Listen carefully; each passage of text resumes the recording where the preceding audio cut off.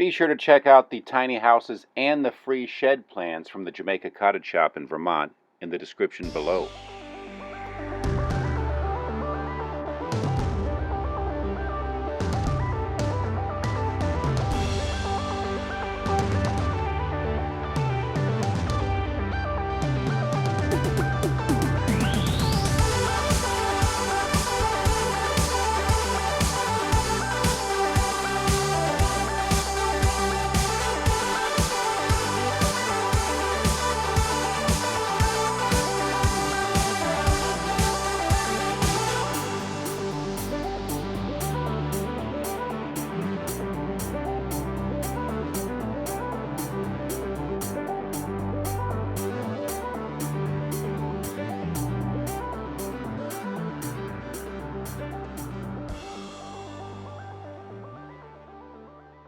Hey, what's up, Deek? RelaxShacks.com. Voice is a little bit gone because I front kind of a metal and hardcore band. There we are. I can see myself. By the name of Inverter, and we played back-to-back gigs last night and the night before in Laconia at the Bike Fest. Anyway, starting another Treehouse here, and we'll be chronicling this build as well on the channel. But I want to show you a quick little tip. Aside from all the lumber I've been buying and hauling and spending a ton of money on, pressure-treated lumber is just a killer after a while financially, but it's got to be used. I want to show you this quick little transportation tip, if you will, here. So here it is. You know those food delivery companies, which I don't subscribe to, but friends of mine do when they save these bags? What do you do with the bags? We did a workshop recently, and a woman donated a bunch of these. She was saving them. They're basically that insulation, you know, foil-based insulation you can buy and spend a lot of money on, so you could use them for insulation. But I keep one in my van at all times, simply so I can use them as something I strap on with bungee cords as a, you know, reflection device. That's not the term I'm looking for, but you know how you usually have to flag your lumber? This is the same concept, but it reflects sunlight and it's bright as heck. It's almost blinding to look at. So it might work too well. But a lot of people ask, how can I recycle these? What can I use them for? And here's one case where I keep a couple of them in my van, like I said, and I use them, bungee cord them to my protruding lumber. And this way people in cars behind me can see that I have an oversized load when en route to a Treehouse gig. Simple as that. This piece actually came off, so be careful. You know, you want this part really to show so people behind you can see this and get kind of blinded in the process. It's kind of the step off, dude, I'm carrying some long lumber. So there you go, just a simple little tip. We throw these out there once in a while, nothing earth shattering on this, the Relax Shacks channel. Save those bags, there are uses for them.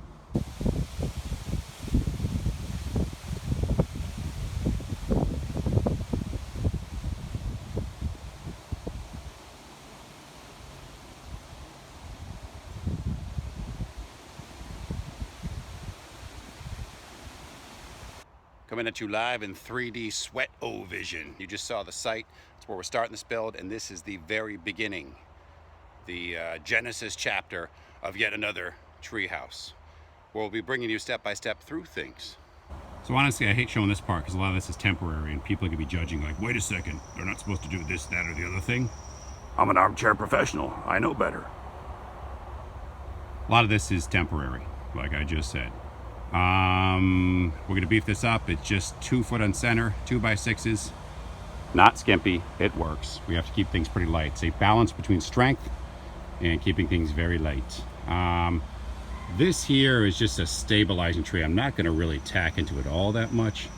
There's gonna be kind of a cradle that holds it. I might chain some of these up as well. That's a 2x6. Don't even really need it because I'm putting a post. You can double that up. These are 2x10s. These are doubled, glued, screwed, tattooed, black and blued. And this is the base that I'll be putting up in just a second and breaking my back while doing so. Fun, fun, fun till Daddy takes the T-bird away. So at this point, I've lifted the thing. I have a good balance here, although that front right corner is sitting on a 2x6, which later will be doubled. That's kind of what I want. I want a little more of the weight out front because I don't want all the weight falling in this one giant girder here. There will be a post here that will kind of counter strengthen things or rebolster things. Probably cheat in at least another post, even though I don't need to.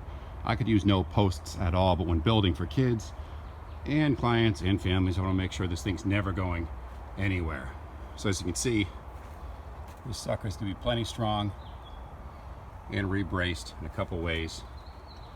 And this treehouse will be designed to float. Like I said, this over here, there's only one pin in there for now. It's sitting in kind of that temporary cleat.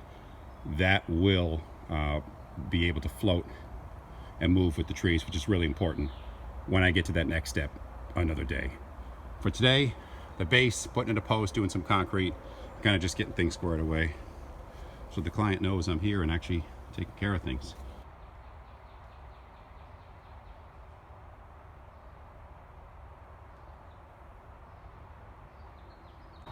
Probably gonna leave that little stub hanging out so I can hang I'll double it up, hang a hammock, a potted plant, something fun from it. Intentional mistakes. All right, update wise, got one of the posts in. Yes, this is two sistered 2x4s because I had a ton of them. They are ground contact treated. There'll be a third one I install that butts up against here. So in effect, instead of using a 4x4, I'm using 3 2x4s, which works. Truth be told, I could build some of this without even putting posts, so it's all overkill anyway. Another post going in back here. I'll show you the technique we kind of use. Redneck post setting. First of all, I drop a plumb line, which is usually just a stone, to find out where I want to dig my hole. I've dug this one. It's about, I don't know, 2 feet or so down. And tamped the living heck out of it with this post. Dropped a rock in there, a pretty flat one in the bottom that's absolutely gigantic. Tamped that a bunch. And this post right now is actually, I can show you, hanging in the air because I have temporary legs holding a lot of this up. So by one screw here, it's hanging, which in most cases almost plumbs it on its own. Certainly check it. But now when I pour in the concrete, I have what I call redneck rebar. I have all these screws, maybe like, I think about 18 of them, spiked in here, almost like a medieval mace. I pour in the concrete goes under the post, you know, so that when it hardens, it creates a nice pad and kind of interlocks between all this jazz right here, acting as rebar. So God forbid if the post bottom ever rots, this won't drop because some of that's holding it up. And beyond that, when I pour the concrete, I got to add some more over here and taper that. I take some high-grade silicone around the edge, so if there's expansion and contraction around that post, when the wood shrinks, water doesn't get down in the void created by the wood into the concrete where it can't escape. So I'll taper that, and then in a lot of cases, that third board I mentioned, I put that in afterwards. This is all weird, I know. So it butts against here, giving it more strength, and once this hardens, it sits on this pad. So that board, even if that rots and drops, really isn't going anywhere. Sometimes I'll even quadruple post them, which is just crazy, but it works. I know it's unconventional. Bob Vila, Norm Abrams, not gonna give me the thumbs up, but it freaking works. Another shot right there.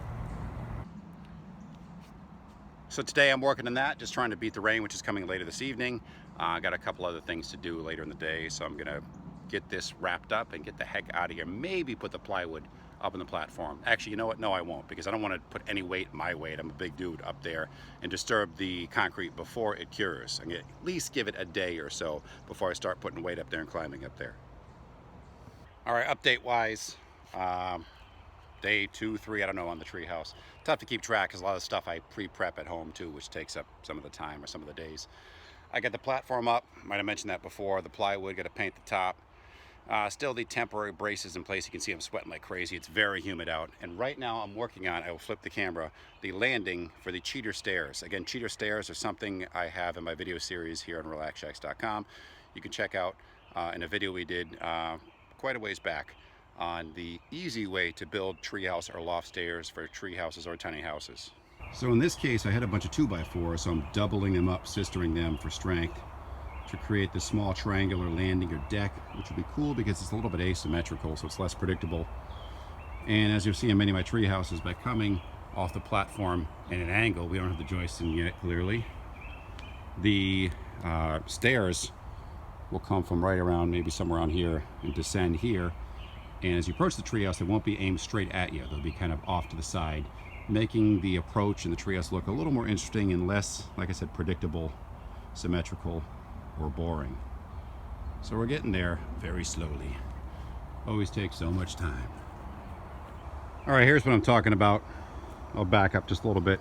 You can see as you approach the treehouse, this would be like parallel straight on about here, and this little staircase thing comes off at an angle.